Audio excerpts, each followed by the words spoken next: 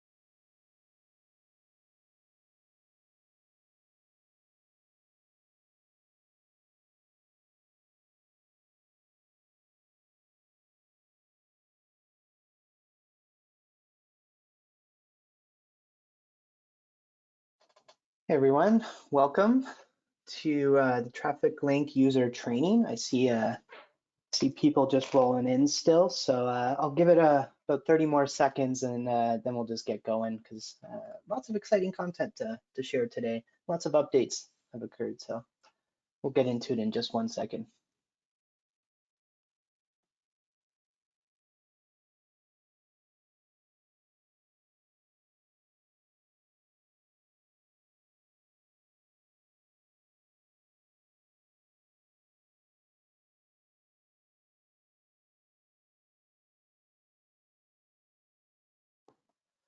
Okay, well, let's get going.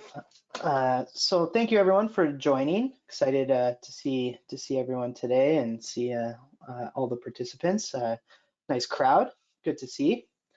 So today we're going to be talking about managing traffic signal networks with TrafficLink. This is part of our reoccurring training series. So if you're not familiar with the training program, we rotate through 3 different topics once a month. So the first topic is detection in counts. Second topic is signal management, and third topic is traffic optimization.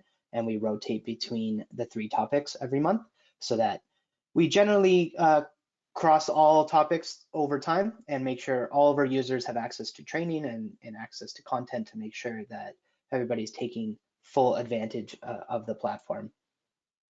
If this is the first time you're hearing from me or you're hearing about me, my name is Brent Rogerson. I'm an ITS sales engineer at Miovision. I've been with Miovision for some time now and have spent lots of time developing and building our products. And so I'm happy to show you around the platform and really see if I can deliver some value along the way. Many of you I may work with on an ongoing basis because I am part of a territory that I work in. I have 2 other counterparts that you may hear of, Joel Quigley and Thomas Mania. And so there's 3 of us that are going around really training our users, making sure everyone's taking full advantage of the platform. So today, we're going to get into, as I said, traffic signal management, a little bit of a packed agenda, but we will keep it short to about 50 minutes to leave some time at the end. But today we're going to cover quite a bit of things, actually. There's been lots of updates in the last few months on the map, on little hidden tricks and tools, some just general platform use that you may or may not know exists today that are helpful little tools along the way and really allow you to take advantage of the power of managing your signals remotely. And so I'm going to take you through some of this agenda more in the platform, so I'm not going to spend so much time in these slides. I find slides don't really do justice, so I'll jump over to the platform and we'll run through this content there. So quite a bit to unpack, but hopefully show you some cool things along the way. So as I mentioned, lots of things. If you have questions, you want more, feel free to chat in the chat box of the webinar along the way. You can feel free to wait till the end and I'll try to answer as many of them as I can in the end. You can email us, support@miovision.com, or contact me, the sales team, your local distributor. We're all happy to help set up one-on-one sessions and really make sure you can take advantage of the platform. So let's jump over to the platform and get into it. So I think I'm sharing my screen okay here. All right, so I wanted to kind of work through this agenda in the platform. So we're going to cover things about user management, the admin tools for the administrators that may be on the call to see what they have visibility, and obviously the new map UI if you've logged in recently. There's a little handy trick with custom IDs and tags I'm going to cover, our alerts, intersection view, video monitoring, cell usage, and video quality management is a new one that I'm going to try and uncover, and then just some of the general devices and corridors that we have available in the platform. So I'm going to take a little bit of a tour of the account here and show you each one of those things. So when I first log in, we'll get to the map UI in a second. I wanted to hit the users first, and I'll take you through what the UI is really showing here as well. But to start, when you first log in, user management is such a big part of this, and I always want to make sure that everybody's taking full advantage of the components, their alerts, the things that they could do with just their general user profile. So making sure that you're set up to get your alerts, and we'll unpack what each one of these things are over the session here. But when you log in, double check your settings if you haven't in a long time.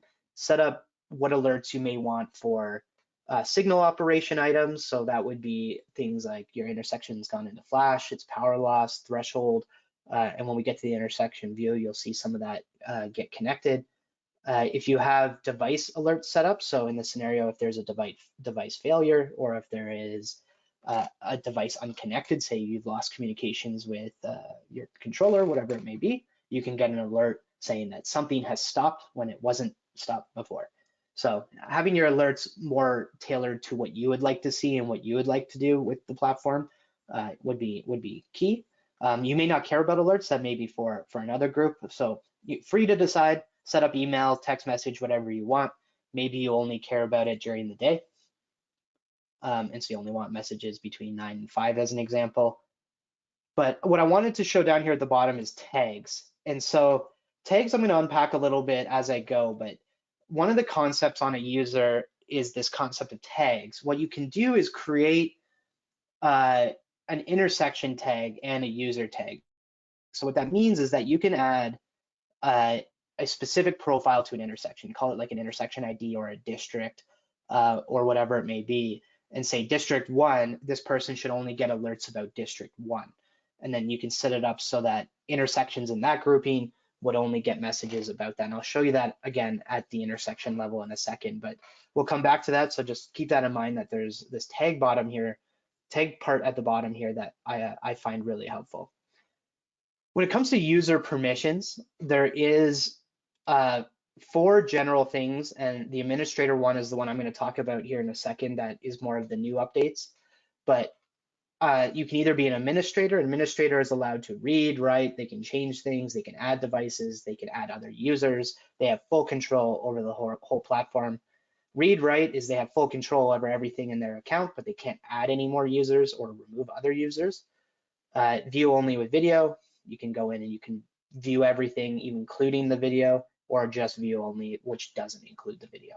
So you want to make sure that you yourself, and if you're an administrator, all of the users in your account are properly permissioned so that they're accessing the things that they're supposed to access and is working the way that you intend it to work. So make sure you double check that if you get a chance. Add users that you think are missing, delete users that maybe don't use it.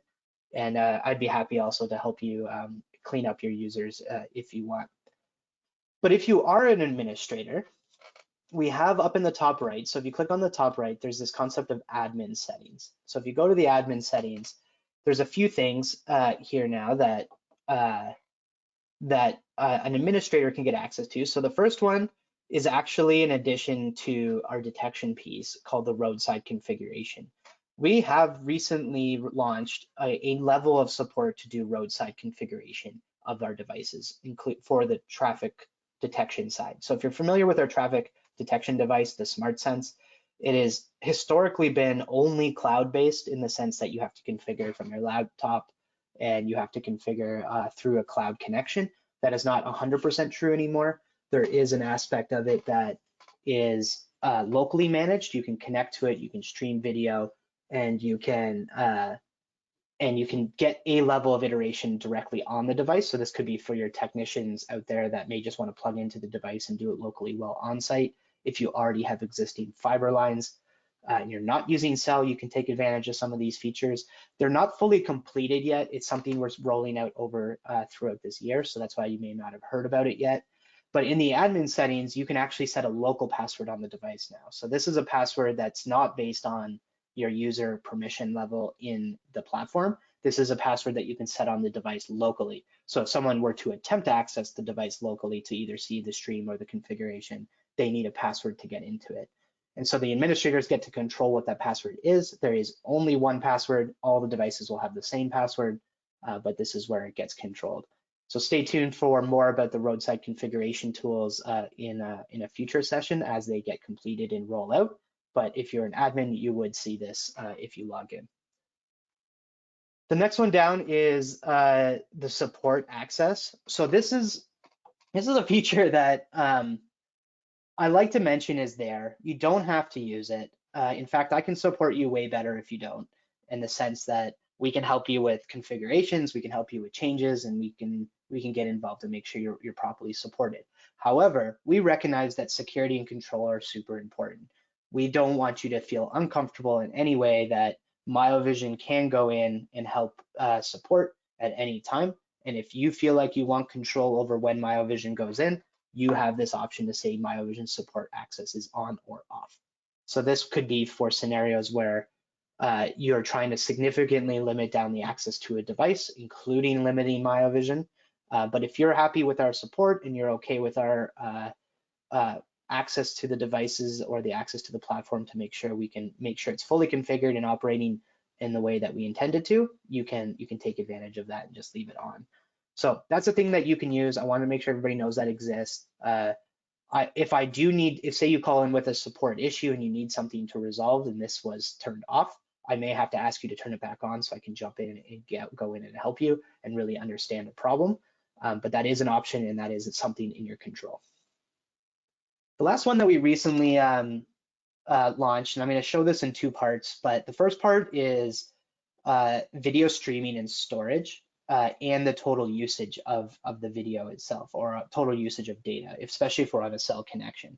So the first part there, video streaming and storage. In the scenario where you want to globally disable or globally enable video recording and streaming, you have a simple toggle for that now. So say there's an event or a local scenario that you just say all video streaming off. I just need no one in the cloud to have access for it temporarily. You have control to remove all access to users to video streaming for whatever reason, but we feel like due to just general level of control of video and making sure people are generally comfortable with the access to video, we wanted to give you control to who has access to that and make it so that you could shut it off at any given moment if you choose to.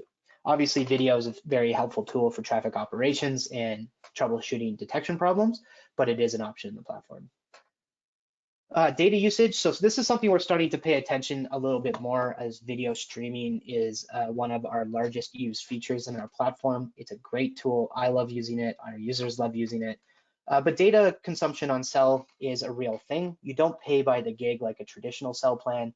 You pay for just a connection, and we don't have overages or anything like that associated. However, we are monitoring this because we do want to make sure that we're not abusing the data connection and make sure that we're staying within normal. And so generally we allocate about 2 gigabytes per month per intersection. So if you have 30 intersections, you'd have 60 gigs per month to leverage. Obviously, there's no blockages on that. So if you do go over, your video won't be shut down or your connection won't be shut down in any way. But this gives you a way to just monitor who is using it. This becomes actually most handy if, say, you're giving external access to, say, public safety departments or police departments, and they're starting to take advantage of the video. And you really want to make sure that they're not abusing the connection because it is over cell. Obviously, this is not really a thing if you're using fiber lines, but or radios or whatever it may be. But it's something that we're starting to monitor because it is important. It's very rare for someone to overuse this, and you'll see this in a second, but it is something that we think administrators should be monitoring. We're going to come back to video streaming and storage in a second when we get to the video side. But really, that's a handy admin set of features that we've recently added to make sure administrators have a little bit more control of their platform and they can decide what's going on.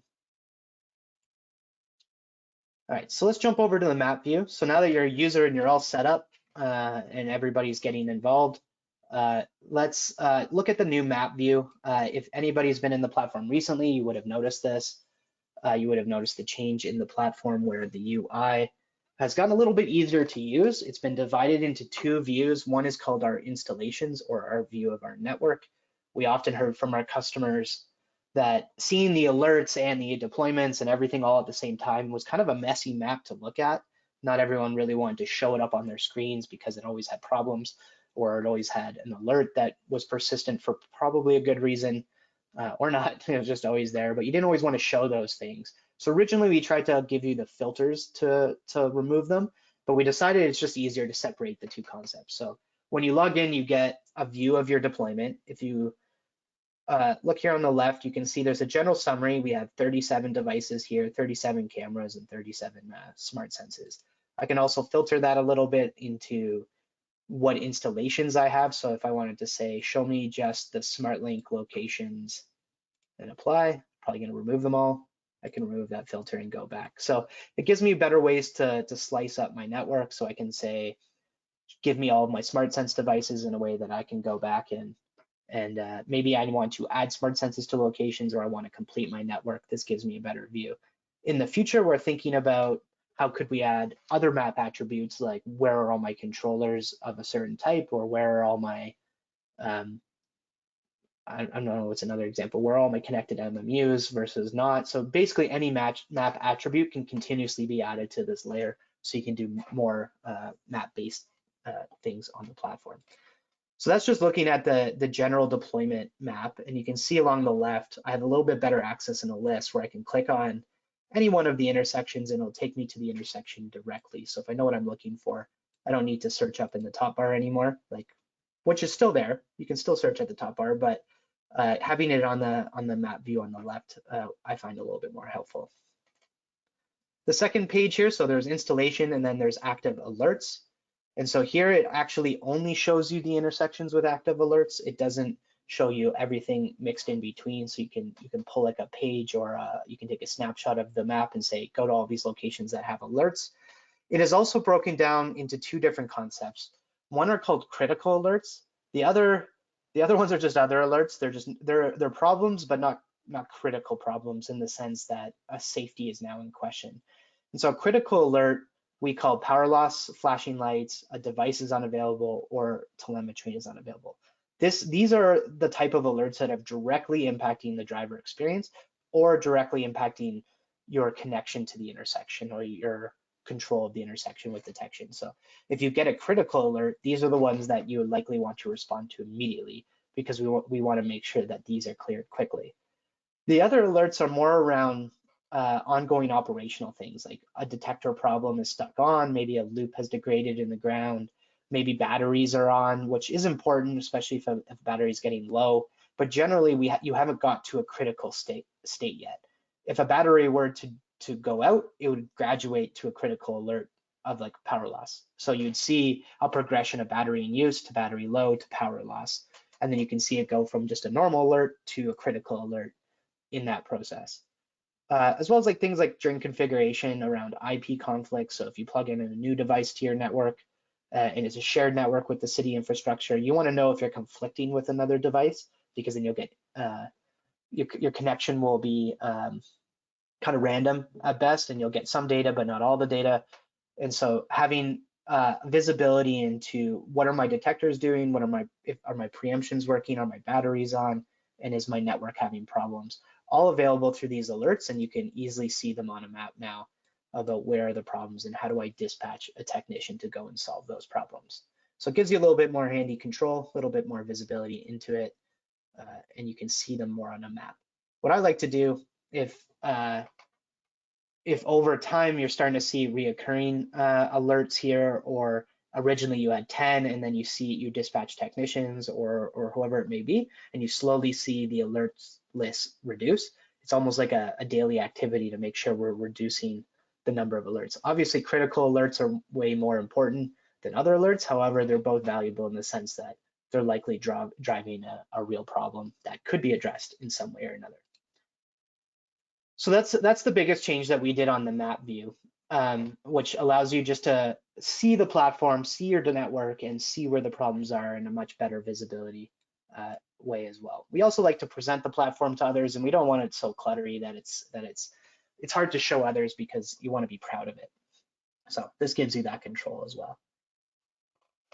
So cycling back a little bit to the concept of data usage in video. So I talked a little bit about that usage, but what we have the ability to do now is actually two things. So right before I get to the intersection level, so actually, sorry, let's get to the intersection level first, and then I'll come back to my point. But when we're at an intersection here, some of these are more of the obvious points. We have visibility into the telemetry of the intersection. So when you click on an intersection, you can see the signal status, you can see the detector channels, and you can see everything that's occurring at this intersection, and you have all of the historical views to do it as well. If I go over to the video tab, this is where we have the ability to see two different things, the 360 video and the detection video. So we have both ways to view it and both things to look at. A couple handy tools if you haven't seen these before. There is a pan, tilt, pan, rotate, zoom type feature. Obviously it's a virtual version, so it's just moving our screen around, but you can zoom in. You can observe a little bit better what may be going on in your screen, and this is user specific. So if I went in and if I'm doing this right now, another user could be in here looking at a different angle on a different view at the same time. But the thing I wanted to highlight here is the quality of the video. So circling back to the data usage and the video quality controls that we have now, while you're doing observational things, we purposefully keep our video quality lower. And the reason for that is obvious, that we have cell. We want to keep the data consumption lower. However, we do have some data at every intersection. We do have 2 gigs per intersection or 1 gig per intersection, depending on your plan. But what that means is that we do have some flexibility to toggle the video quality a little bit. And we wanted to make sure, especially for customers that had fiber lines or they had existing communications like radios or whatever it may be, that they can take advantage of higher quality without the restrictions of a cell connection. So that when you're doing observational things like this and you're panning around and you're trying to observe some things, you do have the control over this video quality. And where this comes in, so if I go back to my network, and I click on the video tab at a network level. So if you couldn't tell there, I was at the network context and I clicked on the video icon. It actually pulls up all of the video locations that I have in the network and their data usage. So I can see that this intersection this month has used 269 megabytes so far. And you can see it's fairly consistent. This is a combination of the data it's transferring and the video. So very consistent usage across all of them. If say one of them had a high usage, and it was overly used, you would see that one would be bubbling up higher. But because we use the share plan style, it doesn't really matter if you overuse at one intersection, if the overall use of data is still within your limits. So that's one way to monitor it, is you can go in and see every individual intersection. But you also have this concept of video resolution. And so what we can do now is view 2 different options in video resolution. We have 640 by 640 or 1280 by 1280. And so we call that our high res video. And so this right here is, they're all listed at 640, but they can be now toggled up to 1280 by 1280 as well. And so that is being enabled a little bit slowly, one account at a time, but it can be toggled up. And then you would see this jump to 1280 by 1280. If you wanted this across your network and you do have a fiber line, we could jump them all to 1280 by 1280, or you could just choose select ones and let us know, and we can help you up the quality. You'll notice that I don't have a button here. That's because this feature is somewhat limited by the administrator, in the sense that we don't want every user to be able to go out there and change quality. We want to make sure that the administrator is controlling the quality. So if you need to up the resolution or you want to explore that, please let us know, and we'd be happy to help you set that all up to make sure that the administrator is in control of that. So we now have that ability, and we're helping you monitor that usage so that you can take advantage of the full data plan that you have. You can get a little bit better video out of it if you're doing specific analysis, and you don't necessarily feel like you're not able to check on how much am I using, because those dots are very important to connect and to make sure that it's being monitored in a way that's being done responsibly. All right, so let me go back there a bit. So we quickly covered user management there, the new map view here. We covered some of the increases on video quality management and data usage, because those are items that are going to become very important over time, and we're going to keep touching on those in future sessions as well as people start taking advantage of them. Again, they just recently released, so if you're not familiar with them in your account, I would suggest you go check it out and see what you can find there. So let me click on an intersection, and we'll go back to the map view because I covered that really quickly, and I want to make sure I hit on it again. So at every intersection, we have the signal telemetry, the detector telemetry. We can see everything that's happening. Often the detectors are coming from the Miovision SmartSense. That makes it super easy to use and explore. You have all of the historical telemetry. On your calendar here at the bottom, you can choose any date in the past, and you can really see what data and when you want to actually look at it. So you have some controls there. You can look at historical and whatnot. You can go through and see approach view, timing diagrams, and really see what your intersection is doing at any given time. So this gives you lots of visibility. Obviously, you have the video here as well. So we looked at the 360 view, but keep in mind there's also the video recording option. Of course, I chose an intersection that didn't have the recording on. If I jump over to a different tab, I think it's on. And so over here, when we have that live video, we also have the recorded video. Again, fully in your control if you want to take advantage of this. You can shut it off across the board, like I was saying, if you don't like the idea of video. But for the customers that do want to take advantage of the video, we do have both live video and video recording. The video recording actually occurs locally on the device, so that doesn't mean we're streaming up to the cloud. So I was talking about data usage before, that doesn't change with video recording. Video recording is local on the device. It stores up to about 7 days locally. So if I were to say I want to go look at video on the 2nd, I can, because it's within that window. But if I go back, if I click on, I don't have any days backwards. That's why. I have about 7, almost 8 days here of video back to February 1st that I could go back and check on. Everything after that no longer exists. So I have about a 7-day window before I don't have access to that video, so I can go back and understand what was wrong with my detectors, or when a citizen called in with a complaint, what was really happening, and I want to really assess that situation. So to actually do that, there's a little bit of a process. There's 2 different video streams. The first one is the 360 view. So if you just want the video recording of that 360 view and look at the entire frame, you certainly can.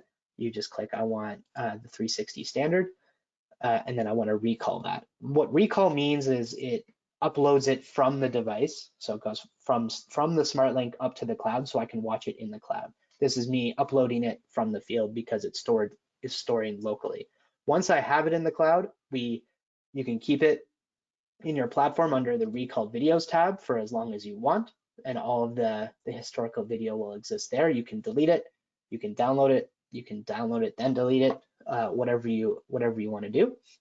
It's a handy feature to use. If you just leave it there, it'll store indefinitely, so we don't have a cutoff time for our video storage in any way, so that you can take advantage of that video for months to come if you want, once you have uploaded it, or go through and delete ones that you don't care about anymore. I go back to the video recording tab. Similar for the detection view. So if you're assessing a detection problem, or you're assessing a scenario that somebody called in about, you can pull the detection video itself as well and review it. as well. I often use the detection overlay most of the time because I'm assessing a detection problem or a particular complaint, and I want to see, was it the time of day? Was there an issue at nighttime? Was it weather related? Was a person even parking in the zone that they claim to be parking in? Whatever it may be, I want to be able to assess that situation and make the improvement to the intersection if I need to. Doesn't mean I necessarily will, but I definitely want the option to assess the video in the scenario to improve the overall operation.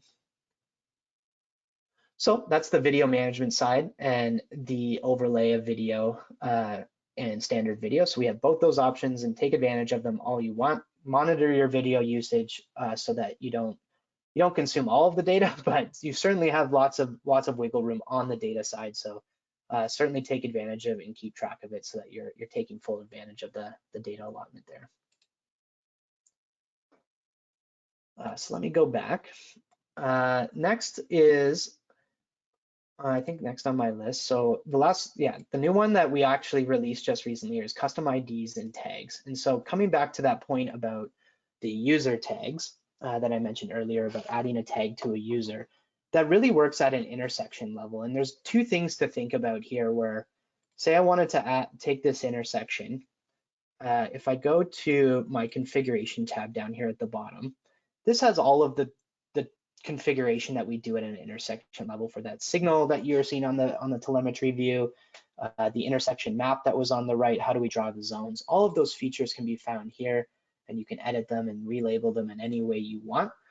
Up at the top right here, there's this intersection details option that allows you to even rename the intersection. You can add an ID, you can add a tag, you can determine, do I want alerts from this intersection or not? Or I can just simply write notes about this and save it to the intersection. Say it's an intersection under construction, and you can say this intersection is under construction, so I shut off alerts for now because it's going to be going on and off constantly. I don't want to get messages about it while there's construction going on. But the ID and the tag are two important pieces. And so I'll talk about the custom ID here. And what you can do with this ID, often I see users take advantage of this ID by relating it to the intersection number or the intersection ID that the city or agency is already using. So if you're doing an asset management tool or you're using any way to do signal numbering, often I hear about intersection 123 or intersection whatever the number is how many agencies relate to their intersections. And so if you wanted to go through and add an ID to an intersection, like call this one 123, I can simply update that with intersection 123. Now this has that ID, so I can use that in a couple ways. One that's super helpful is through our API. If you're pulling data and you don't want to necessarily use a complex intersection ID that you see up here in my browser, but if you want to just make a simple number, a simple ID, you can certainly do that. And then when I go back to the map view here, I can actually search in the top bar. So if I can do 123, my intersection that I just tagged as 123 pops up here at the top. This allows me, if I think about it in terms of numbering, I know what intersection 123 is. I could just add that ID to the intersection and type in 123, and it will give me my intersection that I'm looking for. So that's a feature that you can take advantage of if you're using a numbering scheme for your intersections in general. So it's a handy little tool. I know in many cities I work with, often every intersection has a number mainly for asset management. And often I see the numbers in the timing plan. So intersection 123, timing plan here and that. So everything is related to that number. And if you want to take advantage of that, you can as well. So I just go back to that screen again. Intersection ID here, or a custom ID 123, we can simply add that in. The other is tags, and you can do the exact same thing here and say this is tag 321, so that this intersection is tagged more specifically. Oh, of course, it's not actually set up to do that, but essentially it's the same concept. You can set it up as 123. And you can make sure that it has an intersection tag associated with it. So if I wanted to add, if I go back to my users here,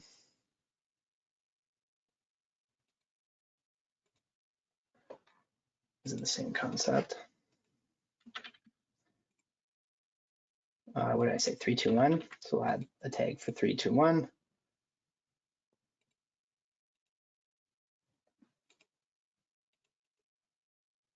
And then if I go back here, oops, there we go. Yeah, so then it adds, so that user specifically cares about intersection 321, and it pops up as a tag here now that that user cares about it. So that user can get it set up so that that tag only, this intersection is the only intersection that person cares about, and I can update it as such. Similarly on the map over here, if I do 321 or 123, I can find both of them. So depending on the context as me as a user, either I'm an asset management side and I'm looking for my intersection ID to understand the components at that, or I'm a district owner and I'm district 1 and I only want to know about district 231. I can certainly separate those out in a way that I can simply search for the way I care about it at the top bar based on my tags, or I can just go through my list along here on the left. I have seen many users actually change the name of the intersections as well to include that intersection ID, so that you have some sort of symmetry and consistency between the IDs and how you can take advantage of actually using those in the platform. But those are handy little tools that many can take advantage of now.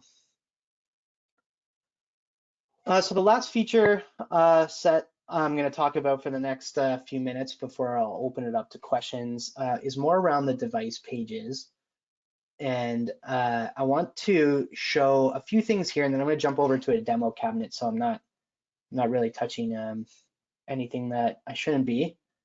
And so there is a couple, let's let this load up. On the device side, this is where we list all of the assets that we are connected with.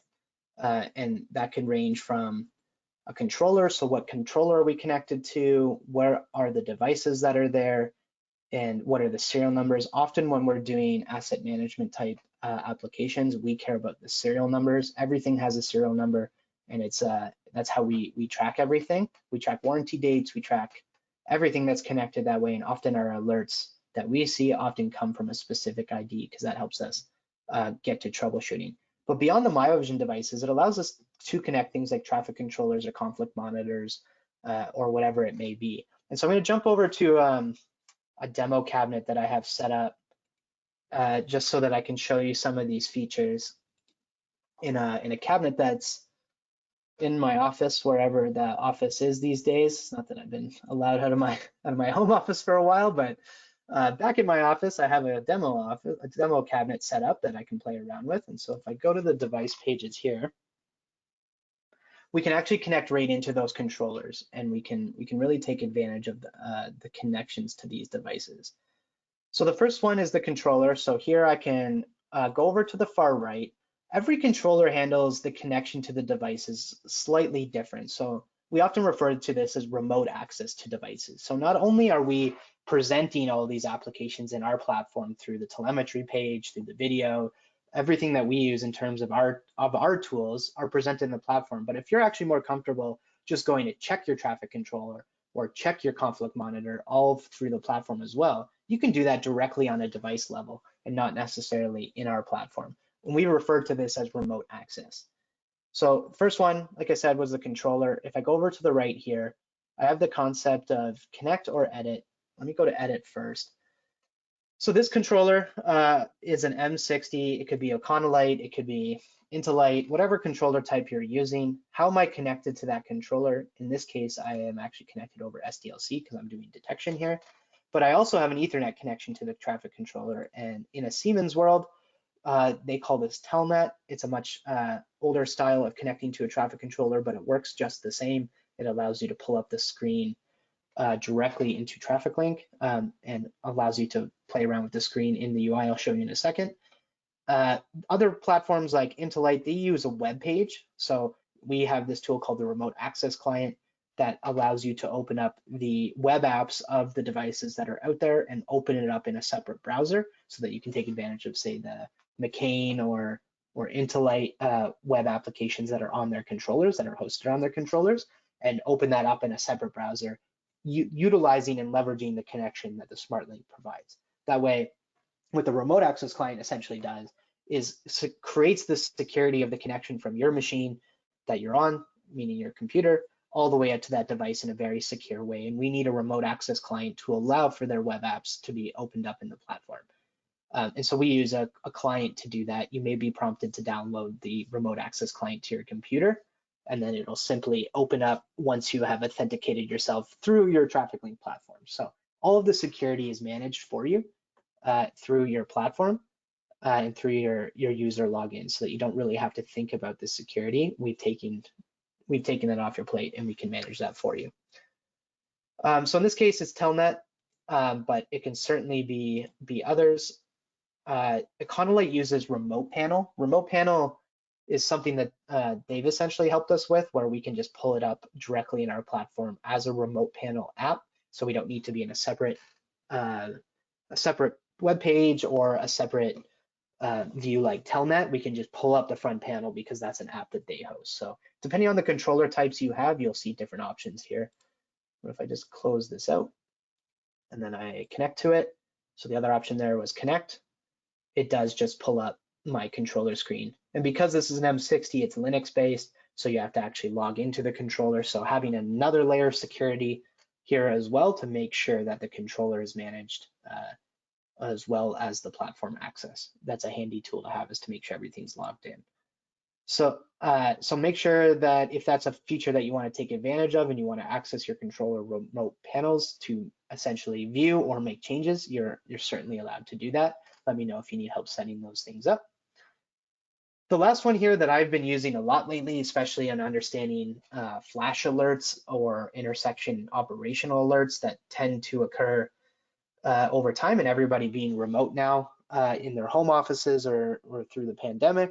I've been noticing a big uptick on customers taking advantage of the conflict monitor access to understand a problem. So there's two different views on here, and depending on your conflict monitor, you could either connect it over serial or you can connect it over Ethernet. So you have both options. And so in this case, we're actually connected over a serial because it's an older monitor, I guess, but it can certainly be set up over Ethernet if we wanted to. So I have two options. First is view live status. What this gives me is the live voltages off of every channel, so I can see generally what's going on, and it's live. I don't know if it's gonna turn on me here, but it's just basically monitoring those voltages in a way. There it goes, so that you can see that live. Obviously, this isn't giving you any error codes or alert codes or anything like that. It's certainly just giving you the high level view of voltages. But what I find actually pretty handy, I'm not actually sure if there'll be any logs on this one because it's my lab device, but I do mess around with it a bunch, so maybe. I can actually pull in the whole log file from the conflict monitor. Oh yeah, there we go. And so this is the full logs that are recorded onto the conflict monitors itself. EDI has this information available so that we can easily pull it into the platform and review any fault or any conflict that has occurred. So as of Monday, we had a red fail fault occur. Back in November, we had a port 1 fail. Someone was messing around with the SDLC connection. But all of these are tracked and something that you can pull and pull from the conflict monitor to really assess what the problem may be at an intersection. And this becomes really handy when you're trying to understand, why did my intersection go into flash, or why is my intersection constantly going to flash? And I want to see the history of the reasons. Obviously, you can get this roadside when you get out to the intersection to assess the problem, but when you're running into question marks about scenarios, this is a good spot to start about why has it gone into flash twice, or it went into flash 3 or 4 times this week. Why is that occurring? And I can easily go in and assess that situation and dispatch accordingly. So that's a handy little tool to make sure that we're taking full advantage of the diagnostics and video that, or data that's coming out of even the peripheral devices aside from Miovision. This can extend beyond even the controller and conflict monitor. Essentially, any device that you have at the cabinet can be connected in either through Ethernet or serial. And that's why we have those ports on our SmartLink device. So if you're familiar with our device, there's 4 Ethernet ports on the SmartLink and 4 serial ports on the SmartLink that you can connect in other devices. So I've seen examples like connecting in a preemption system so that you can pull up the diagnostic logs of a preemption system. I've seen battery systems like UPS systems, even third-party cameras we can use in the same scenario. So we have our Miovision 360 camera But if you did want to take advantage of another camera that's out there, you certainly can connect it in and pull it up in a remote access panel just the same.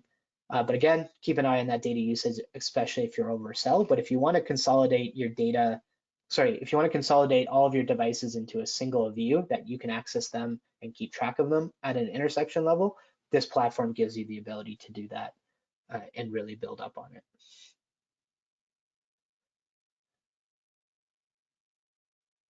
Oh, I see a couple questions that maybe I'll just answer quickly since they look like they came in a few minutes ago.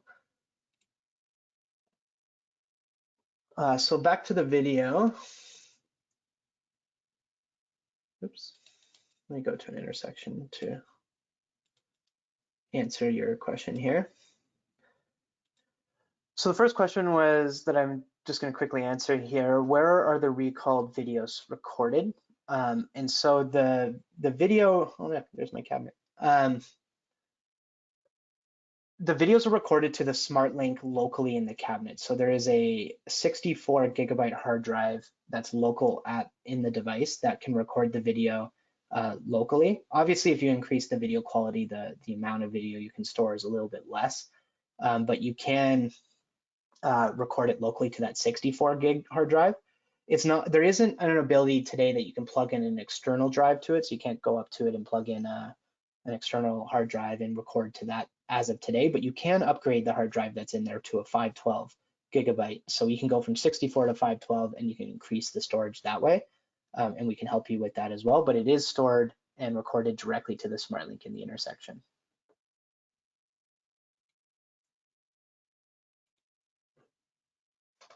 Next question here. Does the intersection ID allow for letters or numbers only? It does both, as far as I know.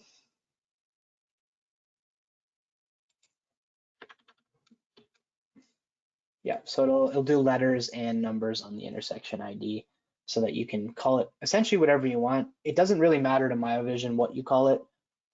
You can use letters or numbers in any way. It'll come through on the API, or you can search it in the same way through the letters or numbers. Can an admin view history of other users' activity, last time they logged in, how long they... So I have a question here about admins viewing the activity of other users. Unfortunately, that is not presented in the platform today. That is something that we are tracking for security purposes. So in the sense that we do track when a user has logged in and what they do in there through what we call interaction events, which can easily be flipped to user analytics for our users in the future. We just started making that actionable, making that more visible to ourselves so far, because we've been tracking it kind of in the background more so for the security access and control side of things, and now we've only been taking advantage of that for user management and making sure users are actually taking advantage of the platform. The next step is to then flip that to admins so that the admins can also see what their team is doing. So not quite yet, but it's making its way into the platform shortly.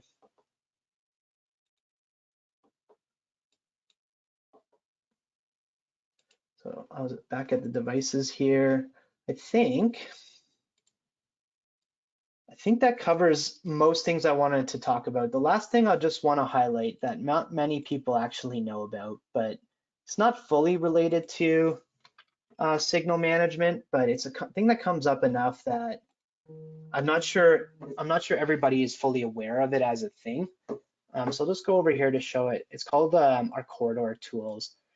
If anybody has a corridor in their network or in their platform, there is a corridor concept that we have where we actually link them together and we connect them on through in a way that you can view them. And so to first see your corridor, if you click up here on the top, there is an option to see individual corridors that are configured. So here we have the Thompson Road corridor. If I click on that, it brings up all 5 intersections along that corridor in a way that I can see. I can add more to this since there's more along the corridor since this was configured. But you can essentially add this. It gives you actually, based on the travel time information that we're already collecting, this does give you relative speed. Are they going faster or slower? But the thing that not many people actually know about is if you go down to the dashboard, there is a view of corridor performance that allows you to get more of a live view of a corridor's travel time and space mean speed for both directions. So this gives you the ability to see essentially what is happening along this corridor at any given time, and you can simply toggle through them all and use this somewhat of a live dashboard of the operation. So not many people know that exists for some reason, so I want to make sure that I highlighted that today, that this is a view that you can get access to. It is encroaching into maybe some of the data side, but it is a view that many operational people look for on an ongoing basis. One more question I see popped in here. Are the cameras able to detect collisions? If yes, is there an alert for that? That's a great question. So there are a couple things in that point to unpack. If I go over to the detection view for a second, there's the first part of it is the safety application. So we often talk about pseudo safety metrics in the sense of leading up to collisions or leading up to that near miss type of analysis. So we can't actually do near miss quite just yet, but we are building towards, and we'll get into this a little bit more in the optimization type session next month. But really what we can do is three different things. One is what we call pedestrian compliance. And so that's these are the foundational layers of looking at detecting collisions, but we're not quite at collisions yet. But first is understanding like behaviors like where is a pedestrian in a crosswalk and are they crossing when they should be crossing. So we call that compliance because we're able to detect are they in the crosswalk versus the signal state. Similar to that, we have what we call red light running. Red light running is also monitoring is the car in the intersection when they should be or when they shouldn't be. So looking at the compliance of operations of this intersection, are cars using the intersection the way they should be? This is actually the foundational layer to really looking at near miss collisions and potentially getting to that point about doing detection alerts around collisions. So we have the foundational components, but not quite ability to do detection of collisions just yet, but the foundation is building towards that. Are signal view and approach view in the telemetry dashboard live? Yes, so I believe your question is referring to this. And so we have signal view and approach view. Both of these are live. And so there is a little bit of an asterisk on that sense of live. I would say because there's a cell connection in most cases, there is the latency consideration of cell. And so generally, I would say it's live to within 5 seconds, generally. I do see variations on that statement quite a bit in the sense that at some point in the day, it could be 8-10 seconds. At other point, it could be 2-3 seconds. But because it's a cell connection, there is a little bit of latency on it because of that. It gets obviously slightly improved when you're using a fiber connection because it's a little bit faster and a little bit more direct. But generally, I would say that both the signal view and approach view are close to live based on the limitations of latency. You can go back in time, so I don't have to look at it in a live sense. So if I go to just even earlier today, say I wanted to look at just like noon today, I can just click on 12 p.m. here, and it actually switches to the historical view, and I'm looking at 12, so about almost 2 hours ago now. So it does give me the historical view, and I can actually watch it play out in a historical sense, but it is not, it's a historical view, not a live view. If I want to jump back to live, I just jump back over and it becomes live again.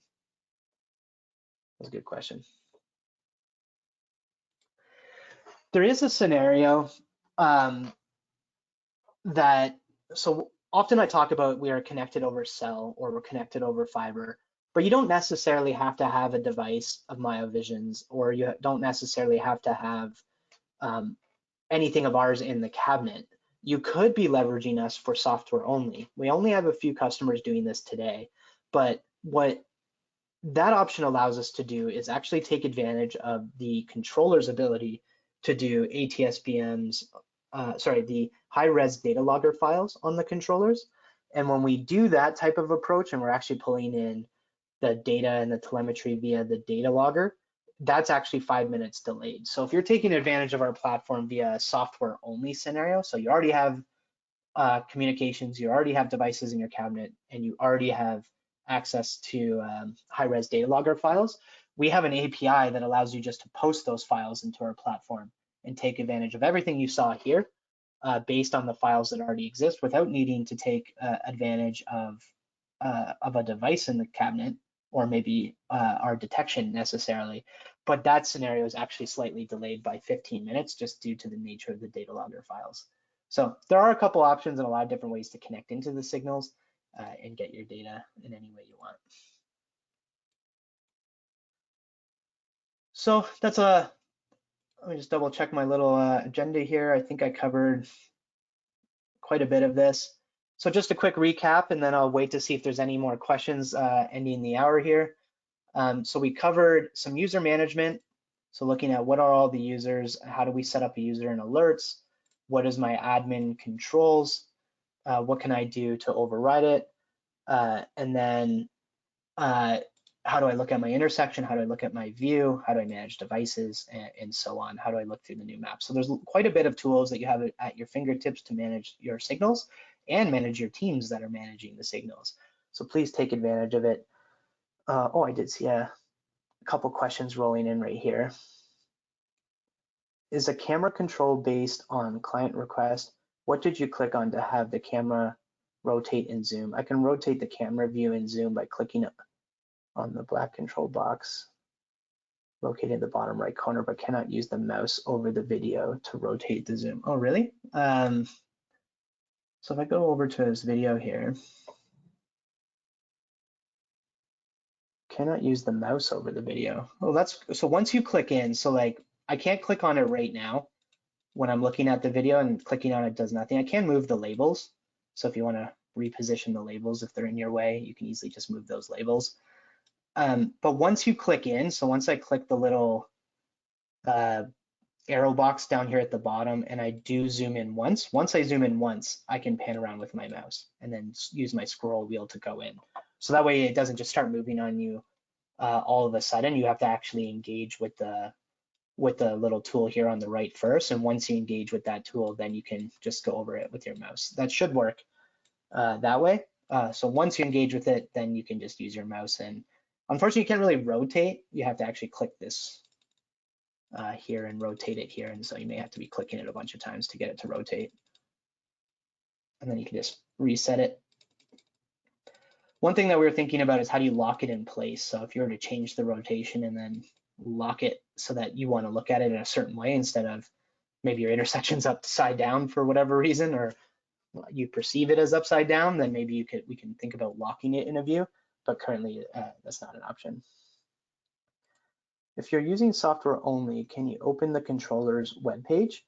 Yeah, so if you are using software only, that option is over the fiber line that you've already connected with. So the communications in that case is actually, when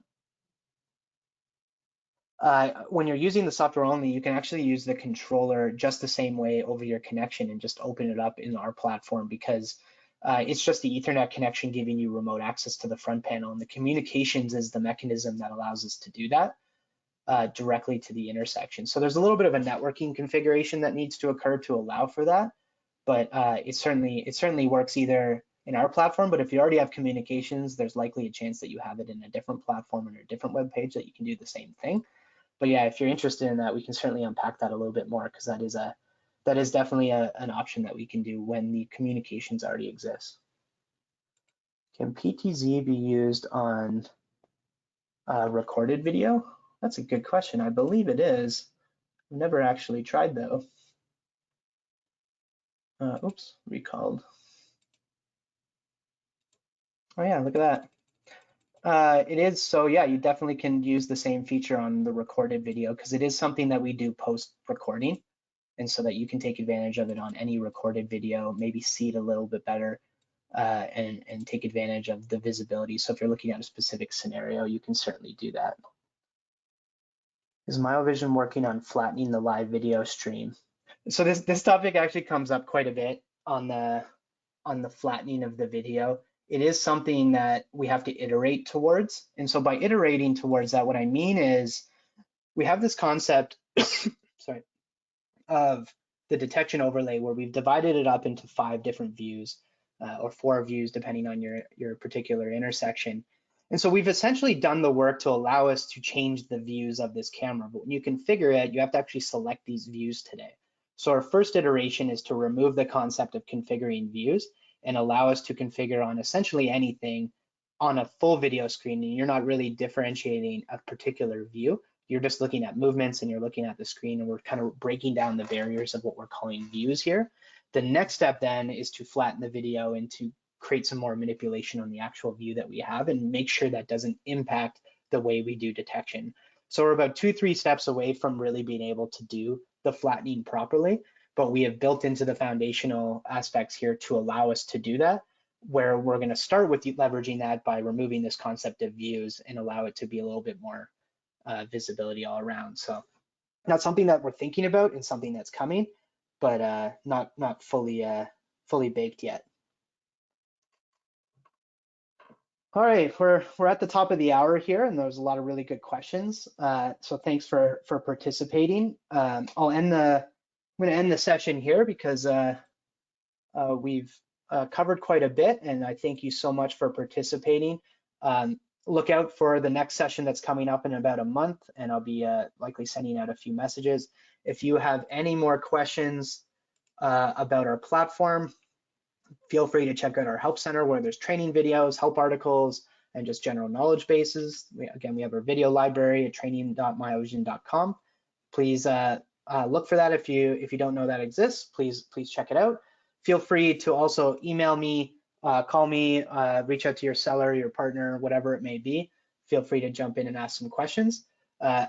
Over the next few weeks, we're going to have a few more releases in our platform. We love building on what we have today, so look out for some of those messages about what new has been added, and we'll circle back to some of those elements over time.